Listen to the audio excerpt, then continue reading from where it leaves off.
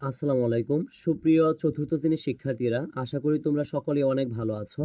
আজকে তোমাদের সাথে বাংলাদেশ ও বিশ্ব পরিচয় দ্বিতীয় প্রান্তিক মূল্যায়ন 2026 সালের একটি প্রশ্ন নিয়ে হাজির হয়েছি। অর্থাৎ এটি হচ্ছে একটি নমুনা প্রশ্ন। তো আমি আশাবাদী এই প্রশ্নটি যদি কোনো স্টুডেন্ট ভালো করে বাসায় শিখে যেতে পারে, সেক্ষেত্রে তার পরীক্ষার একটা সেরা প্রস্তুতি হবে, এটা আমি বিশ্বাস করি। তো আমি আর কথা বাড়াতে চাচ্ছি না। তোমরা যারা ভিডিওটি দেখা শুরু করেছো, তোমাদের কাছে ছোট্ট একটা রিকোয়েস্ট থাকবে। আমি আশা করি যে আমার এই রিকোয়েস্টটা প্রত্যেকটা স্টুডেন্ট তোমরা রাখবে। দেখো, এই ভিডিওটার নিচে ইংলিশে সাবস্ক্রাইব লেখা আছে। দেখো, এটাতে একটা সাবস্ক্রাইব করো, মানে এই সাবস্ক্রাইব লেখাটাতে একটা ক্লিক করো, তাহলেই তোমাদের প্রিয় চ্যানেল সাবস্ক্রাইব হয়ে যাবে। পরবর্তীতে তোমাদের জন্য যত প্রশ্ন সাজেশান ক্লাস নিয়ে আমরা হাজির হব, তোমার কাছে সর্বপ্রথম ইউটিউবে চলে যাবে। তো আশা করি তোমরা সাবস্ক্রাইব করেছো। তো আমি আর কথা লং করতে চাচ্ছি না। তোমাদের পরীক্ষার টোটাল সময় থাকবে হচ্ছে 2 ঘন্টা 30 মিনিট এবং পূর্ণমান মানে টোটাল 70 নাম্বারের একটা পরীক্ষা হবে তোমাদের। তো ফার্স্ট দেখো, তোমাদের সঠিক উত্তর থাকবে এই 10টায় লিখতে হবে। যেমন 1 নম্বরে লিখেছে, স্বাধীনতার পূর্বে বাংলাদেশের নাম কি ছিল? আমরা সবাই জানি বাংলাদেশের নাম ছিল হচ্ছে পূর্ব পাকিস্তান। তারপরে 2 নাম্বার এসেছে, পূর্ব পাকিস্তানের শিক্ষা খাতে ব্যয় করা হতো পশ্চিম পাকিস্তানের। উত্তর হবে কিন্তু যে সমান লেখা আছে, অর্ধেক লেখা আছে, কম বেশি।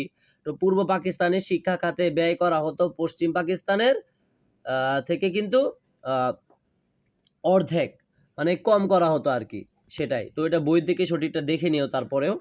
3 নাম্বার, বৈশাখ মাসের প্রথম দিন কোনটি উদযাপিত হয়? আমরা সবাই জানি এটা হয় হচ্ছে বাংলা নববর্ষ। 4 নাম্বারটা দেখো, কখন পৌষ মেলা উদযাপিত হয়?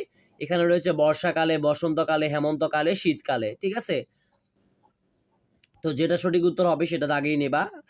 5 নাম্বার, পশ্চিম এশিয়ার অধিকাংশ মানুষ কোন ভাষার কথা বলে?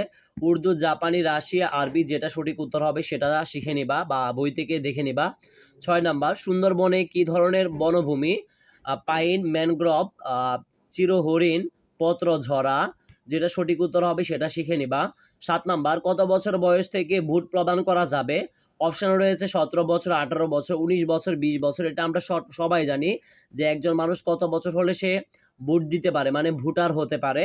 তো আশা করি এটা বলার কিছু নেই, আমি বলবো না। সবগুলো যদি বলে দিই তাহলে তোমাদের মানে পরীক্ষার প্রস্তুতিটা তেমন হবে না। তোমরা যদি এটা বই থেকে খুঁজে বের করে শিখো, সেক্ষেত্রে কিন্তু তুমি আনসার করতে পারবা। তো এটা সবাই জানে যে কত বছর বয়সে মানুষ ভোটার হয়। তাও আমি উত্তরটা বলবো না, এখানে উত্তরটা দেওয়া আছে, তোমরা যেটা সঠিক উত্তর হবে সেটা তোমরা শিখে নিবা। তারপরে দেখো, নিচের কোনটি সামাজিক অধিকার রয়েছে? ভোটদান করা, শিক্ষা লাভ করা, সম্পত্তি ভোগ করা, মত প্রকাশ করা। 9 নাম্বার, কেউ যখন মত প্রকাশ করতেন তখন তাকে আমাদের কি করা উচিত? অপশন রয়েছে কথা বলা, জোরে আওয়াজ করা, ধৈর্য সহকারে শোনা, নিজের খুশি মতো কাজ করা।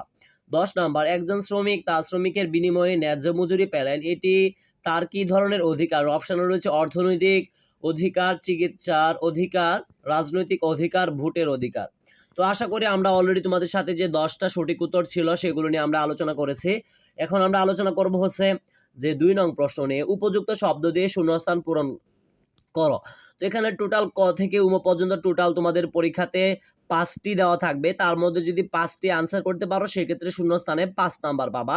যেমন ক নাম্বার, পাকিস্তানের অধিকাংশ মানুষের ভাষা ছিল ড্যাশ। খ নাম্বার, হালকাতার দিন ড্যাশ দিয়ে আপ্যায়ন করা হয়। গ নাম্বার, মানুষের ভাষা কথা বলা নাগরিকদের ড্যাশ অধিকার। ঘ, সকল নাগরিকের ড্যাশ আয় করার অধিকার আছে। উম নাম্বার, যে কোনো উৎসব অনুষ্ঠানে একে অপরকে ড্যাশ করব।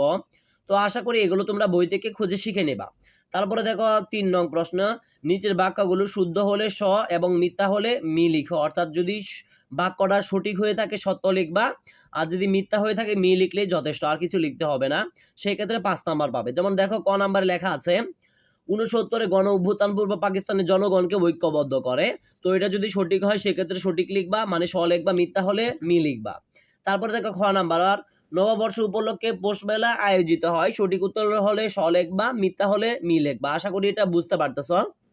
গ নাম্বার, ইসিজার এককে অঞ্চলে একে ভৌগোলিক বৈশিষ্ট্য রয়েছে। ঠিক আছে, এশিয়ার এক এক অঞ্চলে হবে, এটা দুঃখিত, এশিয়ার বানানটা আর কি এখানে ভুল হয়েছে। এশিয়ার এক এক অঞ্চলে এক এক ভৌগোলিক বৈশিষ্ট্য রয়েছে।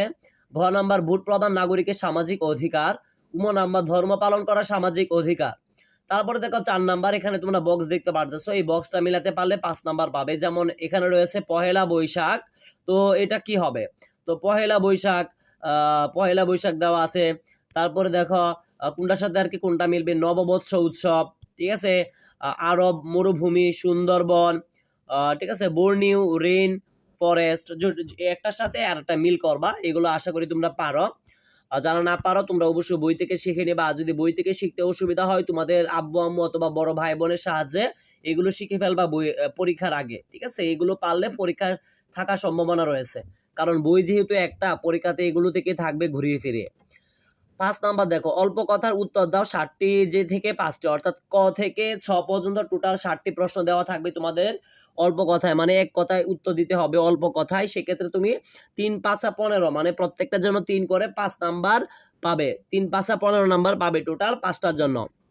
যেমন ক নাম্বার, 1952 সালে ভাষা আন্দোলন করা কারা শহীদ হয়েছিল? খ নাম্বার, বৈশাখী মেলা পাওয়া যায় এমন 3টি জিনিসের নাম লেখো। হালকাতা বলতে কি বুঝো? ঘ নাম্বার, এশিয়ার ভৌগোলিক বিভিন্নতার 3টি উপাদান নাম লেখো। নাম্বার, ইয়াংসিকিয়াং বিখ্যাত কেন? তারপরে দেখো চ নাম্বার, অর্থনৈতিক অধিকার বলতে কি বুঝো? 6 নাম্বার, 3টি সামাজিক অধিকারের নাম লিখো। তো আশা করি বুঝতে পারতেছো। এবং দেখো সর্বশেষ পরীক্ষাতে তোমাদের প্রশ্ন থাকবে হচ্ছে বর্ণনামূলক প্রশ্ন। তোমাদের পরীক্ষাতে থাকবে টোটাল 60টি, তার মধ্যে 5টি আনসার করতে হবে।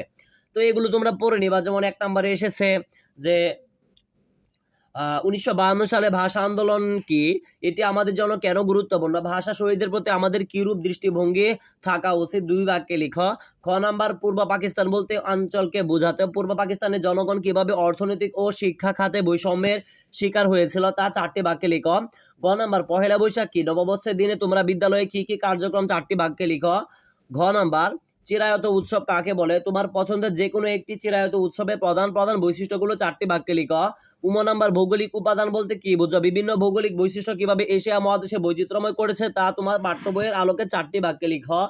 চ নাম্বার, সামাজিক অধিকার বলতে কি বুঝো? নাগরিক হিসেবে বেঁচে থাকার জন্য আমাদের কি কি সামাজিক অধিকার পাওয়ার সুযোগ রয়েছে তা 4টি বাক্যে লিখো।